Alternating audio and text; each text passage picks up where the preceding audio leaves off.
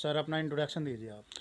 मेरा नाम देवेंद्र कुमार है और मैं भीम आर्मी का सदस्य हूँ। सन 2016 से मैं भीम आर्मी के साथ कार्य कर रहा हूँ। भीम आर्मी के साथ जुड़ने का हमारा मतलब ये था कि हम बाबा साहब की विचारधारा, जिसको हम शायद भूल चुके थे, पुरानी पार्टियों के साथ जुड़ के हम जिसको भूल चुके थे, हम अपने लक्ष्य से भटक रहे थे, तो वो विचारधारा हमें माननीय एडवोकेट चंद्रशेखर आज़ाद जी के रास्ते हमें देखने को लिए मिली। तो इसीलिए मैंने भीम आर्मी ज्वाइन की।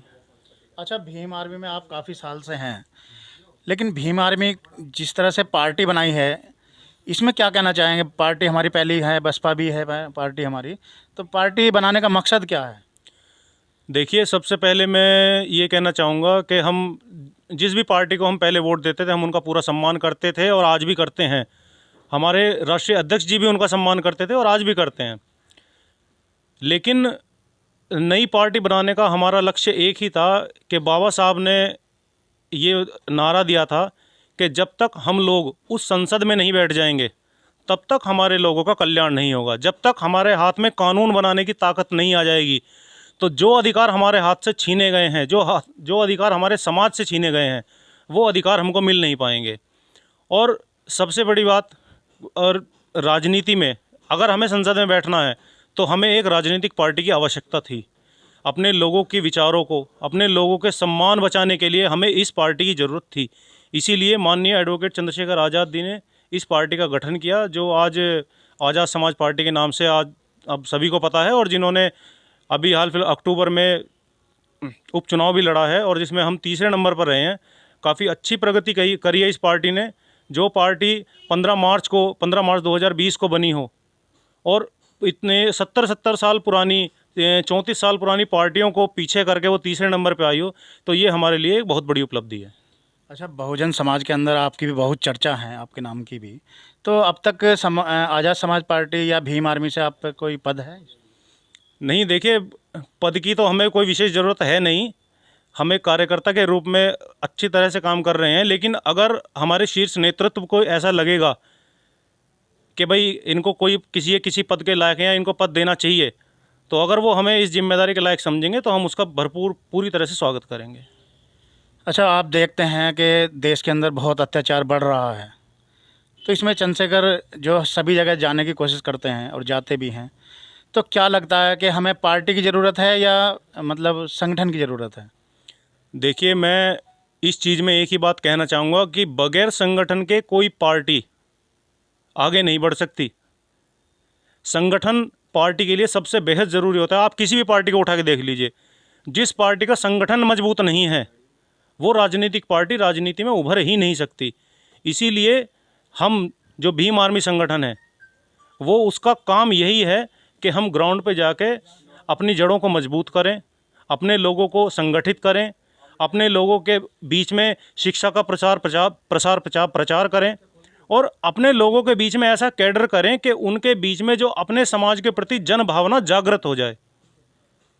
अच्छा, जैसे आज़ाद समाज पार्टी बनी है, लेकिन उससे पहले हमारी बहुजन समाज पार्टी थी, तो अब तक वोट कहाँ करते थे आप लोग? देखिए, मैं इस बारे में बिल्कुल साफ कहना चाहूँगा, स्पष्ट कहना चाहूँगा कि इससे पहले हम बसपा को ही वोट करते थे और बसपा को वोट करने का हमारा अधिकार हम एक ही था कि बहन कुमारी मायावती जी ने हम लोगों को एक बोलने का अधिकार दिया। लेकिन अब हाल फिलहाल की स्थिति ये हो गई है कि आपने पहले सुना होगा कि हम बहुजन समाज पार्टी का एक नारा था कि बहुजन हिताय बहुजन सुखाय। लेकिन 2019 में वो नारा अचानक बदल के सर्वजन हिताय सर्वजन सुखाय हो गया। आजकल हमारी जो माननीय बहन जी हैं, वो परशुराम जी की मूर्ति भी बनाने का उनका प्रस्ताव है कि वो समाजवादी पार्टी से भी ऊंची मूर्ति बनाएंगी। तो इसलिए हमने ये कदम उठाया था। भविष्य में क्या आप चुनाव भी लड़ेंगे? क्या इस तरह से कोई बातें निकल? देखिए, ये चीज़ तो भविष्य के गर्भ में ही छुपी हुई हैं। लेकिन हाँ, अगर पार्टी इस पर विचार करेगी तो मैं ज़रूर ये कदम उठाना चाहूँगा। सर, मैं सबसे पहले एक चीज़ कहना चाहूँगा कि इस सरकार ने बड़ा भ्रम की स्थिति फैला रखी है। वो भ्रम की स्थिति ऐसे है कि ये सरकार बोल रही है कि हमने स्वामीनाथन आयोग लागू कर रखा है, लेकिन ये एक अर्ध सत्य है।